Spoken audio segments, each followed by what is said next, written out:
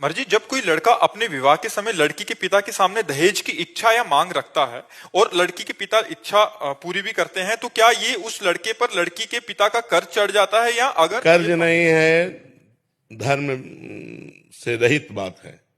ब्याह सुयोग्य कन्या, सुयोग्य वर देख करके तय किया गया, ब्याह हो गया। अब लड़की पक्ष का जो भाव था वो वर पक्ष को दे दिया, बातचीत नहीं हुई। कहीं भी हमें शास्त्र में नहीं लिखा मिला कि उन्होंने हमसे कहा कि हम इतना इतना इतना देंगे। वो कन्या दी, उसके साथ जो उनका भाव रहा, वो चाहे 1000 सोने के रथ, 1000 हाथी, ये वो दे दिए। मांगना, तय करना, ये बिल्कुल शास्त्र विरुद्ध आचरण है, बिल्कुल नहीं करना चाहिए। किसका प्रश्न है? हाँ, बिल्कुल नहीं करना चाहिए। ना तो लड़के पक्ष को ये बात रखनी चाहिए, लड़के पक्ष को बात रखनी चाहिए तुम्हारी लड़की हमारे लड़के के सुयोग्य वर, ये काफी है, अब आपका जो मनावे सो दे देना, हम उसकी आकांक्षा नहीं रखते।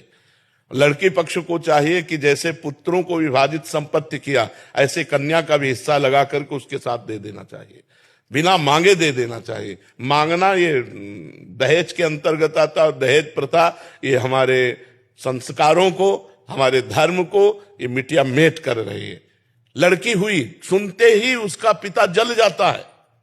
लड़की हुई क्यों? क्योंकि अब दहेज देना पड़ेगा। दहेज में लोग ऐसे मांग रहे हैं कि पूछो मत। वो किसी तरह कमा खा करके जी रहा है, वो लाखों का पर्चा बना देते, तो इससे तो लोग गर्भ में लड़की पात करवा देते। अगर देखा या गर्भ हुआ, लड़की हुई, तो इन के इन प्रकार वो नष्ट करना चाहते हैं। ये दहेज प्रथा ही तो ऐसे आचरणों को प्रेरित करती है।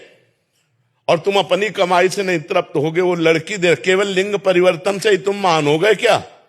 वो भी तो एक शरीर आ रहा है तुम्हारे पास, और तुम भी एक शरीरधारी हो। तुम पुरुष लिंग हो, केवल इसलिए तुम महान हो गए। वो स्त्री लिंग है तो वो लघु हो गई क्या? विचार करके देखो, तुम केवल पुरुष लिंग हो, बस इसी यही बात तो है। वो स्त्री लिंग है, केवल यही बात, वो तुम्हारे घर आ रही है। ब्याह का तो मतलब है कि जो पान फूल बने वो हम आपके चरणों में समर्पित करते हैं, अपनी बेटी समर्पित करते हैं, आप आनंद से गले लगा करके उनको विदा किया, ये बात रही। और ये दहेज प्रथा जब तक रहेगी हमारे समाज में कलंक है, कैंसर है। ये जो लड़कियों के अस्तित्व को मिटाने वाली है, जो लड़की के प्रति हे भाव पैदा करने वाली। और ये लोग नहीं समझते कि आज हमारे राष्ट्र की प्रथम पुरुष राष्ट्रपति लड़की ही है। और आज बॉर्डर में सेना के साथ जोड़ पे जोड़ कंधा मिलाए लड़कियां खड़ी हैं। लड़कियां कोई साधारण समझते हो, दैवी शक्ति है। तो लड़कियों को क्या समझ रखा? केवल स्त्रीलिंग होने के कारण वो इतना घट गई कि तुम्हें रुपया भी दे और लड़की भी दे।